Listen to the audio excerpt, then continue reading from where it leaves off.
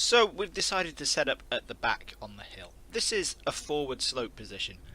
What we're trying to do here is really make the most out of our firepower and technology to destroy the enemy at long range and keep him at arm's length. The high ground is always good to take. You tend to get nice long lines of fire, and you can usually observe a greater area of the map than lower down, but this is of course a two-way street. If you're in a position to see the enemy, they're also in a position to see you. Of course, there are mitigating factors. The effects of concealment, staying still, and the variety in optics are all going to influence spotting times, but of course you have no way of knowing if you can't see something because it's not there or because it's well concealed.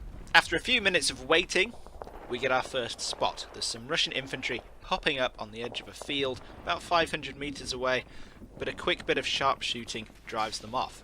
1-0 to the US Army. But then nothing happens for quite some time.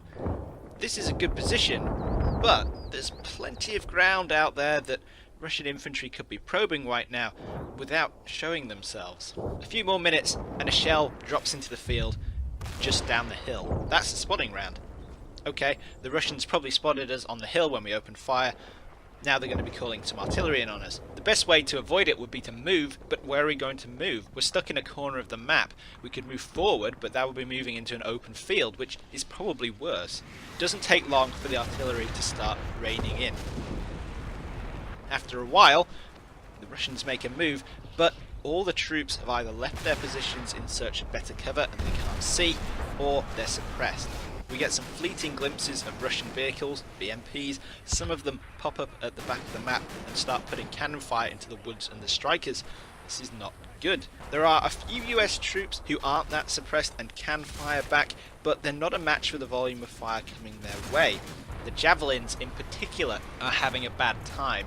They can't get into position. The artillery is taking its toll on them. We're gradually building up casualties as time goes on.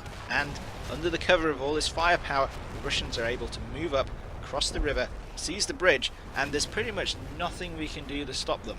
In the end, our striker platoon has been gutted. 22 dead, 13 wounded, 1 striker totally destroyed, and 2 more abandoned. In return, we've wounded 1 Russian soldier. That could have gone better, so if you want to try another option, then pick one. When you're ready to move on, just click the link on the left and we'll have a look at what happened.